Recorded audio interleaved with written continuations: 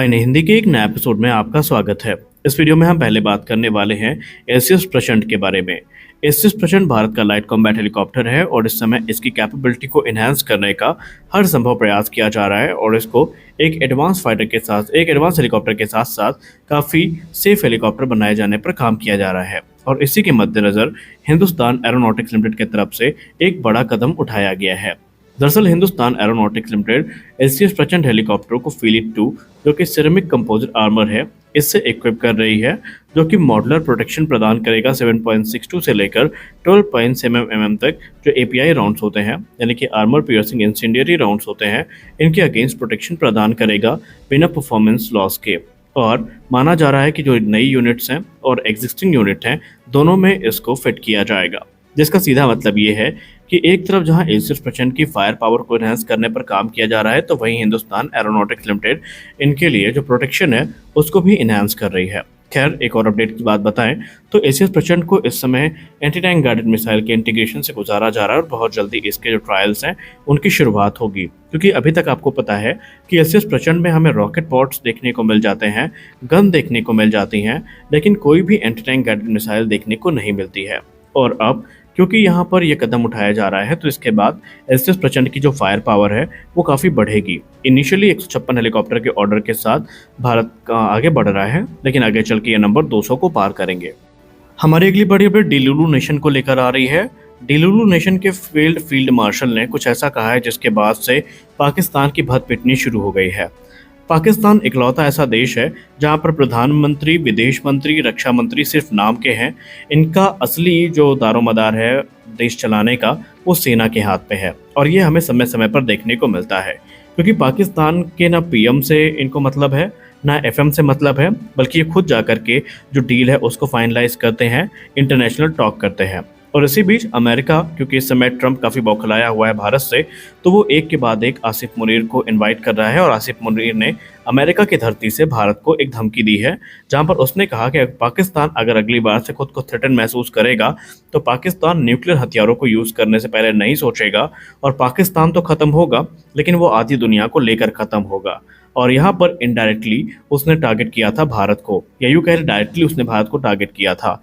खैर, भारत अब मवाली देश तो है नहीं पाकिस्तान जैसा, ना भारत में जाहिल बसते हैं पाकिस्तान जैसे, तो भारत ने काफ़ी नपीतुली भाषा में इसका जवाब दिया है। भारत ने स्टेटमेंट जारी करते हुए कहा कि इस चीज़ पर दुनिया को विचार करना चाहिए कि Pakistani chief of army staff ने किस प्रकार का बयान दिया है अमेरिका की धरती से। भारत ने कहा कि इस प्रकार की जो न्यूक्लियर धमकियां हैं पाकिस्तान की तरफ से, ये उनके व्यापार का एक हिस्सा हैं और इंटरनेशनल कम्युनिटी को अब खुद कंक्लूजन निकाल लेना चाहिए कि ये किस प्रकार के देश से आ रही है धमकी और किस प्रकार का आदमी इन धमकियों को दे रहा है। उन्होंने कहा कि सबसे खास बात तो ये है कि ये देश ऐसा है जहाँ पर कि इसकी आर्मी खुद आतंकवादियों के साथ हाथ से हाथ मिलाकर आगे बढ़ती है। और ये काफ़ी दुख की बात है कि इस प्रकार के जो बयान है वो एक थर्ड फ्रेंडली कंट्री से जारी किए गए हैं।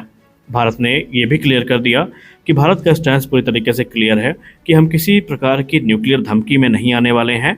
हमें जो भी हमारे लिए, हमारे देश की सुरक्षा के लिए और अपनी सुरक्षा के लिए जो ज़रूरी होगा, भारत हर वो कदम उठाएगा। भारत किसी प्रकार की धमकी को वहन नहीं करेगा, बर्दाश्त नहीं करेगा। और इसके अलावा भारत ने ये भी स्पष्ट कर दिया है कि आने वाले भविष्य में अगर ऑपरेशन सिंदूर जैसे किसी भी ऑपरेशन की ज़रूरत पड़ी तो भारत अब किसी की तरफ देखेगा भी नहीं। भारत अपनी सुरक्षा को सुनिश्चित करने के लिए पूर्णतः स्वतंत्र है। भारत पाकिस्तानी गिरह धमकियों में नहीं आने वाला है। आपको याद दिला दें कि इस समय जो पाकिस्तानी फील्ड मार्शल है ये अलग अलग देशों का दौरा कर रहा है और इस प्रकार के बयान काफ़ी आम है पाकिस्तान के तरफ से। हमारी अगली बड़ी अपडेट हिंदुस्तान एरोनॉटिक्स लिमिटेड के नासिक प्लांट को लेकर आ रही है। नासिक प्लांट को लेकर मीडिया रिपोर्ट्स में बताया जा रहा है कि DGAQA ने जो तेजस मार्क 1A पहला एयरक्राफ्ट HAL की नासिक डिवीज़न की तरफ से रोल आउट किया गया था, उसको फ्लाइट क्लियरेंस दे दी है। और ये एक बहुत बड़ी अचीवमेंट के तौर पर देखा जा रहा है, क्योंकि नासिक प्लांट का जो रोल होने वाला है आने वाले भविष्य में ये काफ़ी महत्वपूर्ण होने वाला है। और आपको बता दें कि इस समय अगर हम टोटल प्रोडक्शन कैपेसिटी की बात करें तो फ़िलहाल तो अगर हम नासिक प्लांट को एक्सक्लूड कर दें तो हमारे पास 16 तेजस प्रति वर्ष बनाने की जो कैपेसिटी है वो उपलब्ध है, लेकिन नासिक को इंक्लूड करने के बाद ये नंबर 24 तक पहुंच जाते हैं। रिपोर्ट्स बताती हैं कि इस समय तकरीबन 7 से 8 तेजस मार्क 1A बन के तैयार हैं और इंजन के साथ इनको, या इंजन की डिलीवरी होने के साथ ही इन्हें भारतीय वायुसेना को हैंडओवर कर दिया जाएगा। खैर, तकरीबन 1 से 2 तेजस मार्क 1A सितंबर में भारतीय वायुसेना को हैंडओवर किए जाने हैं, जहां पर एक सेरेमनी का आयोजन होगा, जहां पर मिग-21 को विदाई दी जाएगी। और इसके अलावा जो तेजस मार्क 1A है, इनके स्क्वाड्रन को ऑपरेशनलाइज कर दिया जाएगा।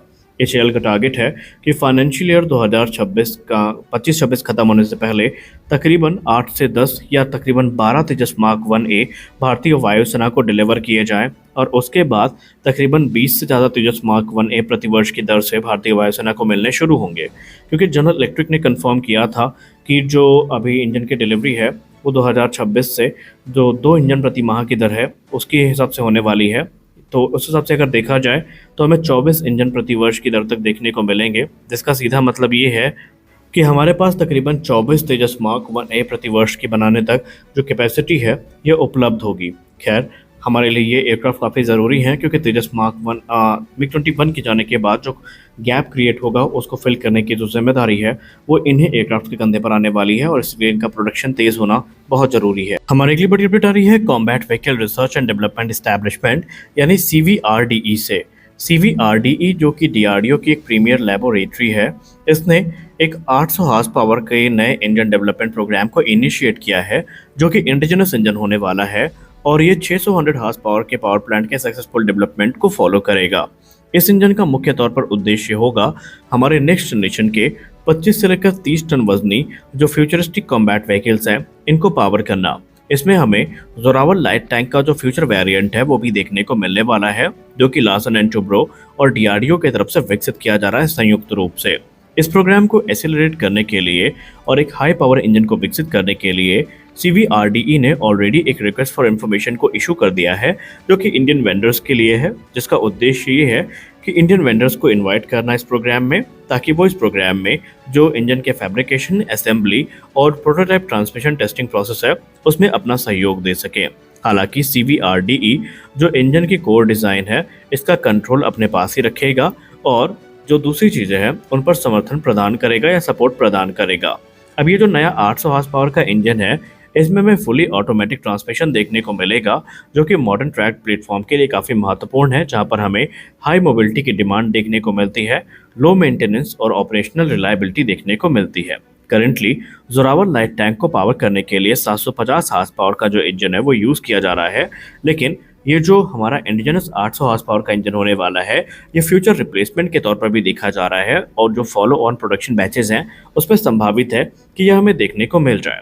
अब अगर हम टैंक प्रोग्राम की बात करें तो लार्सन एंड टुब्रो को 59 जोरावर यूनिट्स का निर्माण करना है, और टोटल जो नंबर्स हैं वो 300 के आसपास होने वाले हैं अलग अलग फेजेस में। तो जाहिर सी बात है जब ये इंजन बन के तैयार हो जाएगा तो अपग्रेड के तौर पर हमें वहाँ भी देखने को मिलेगा। तो आज के इस वीडियो में बस इतना ही, मिलते हैं अगले वीडियो में कुछ और अपडेट्स के साथ, तब तक के लिए जय हिंद।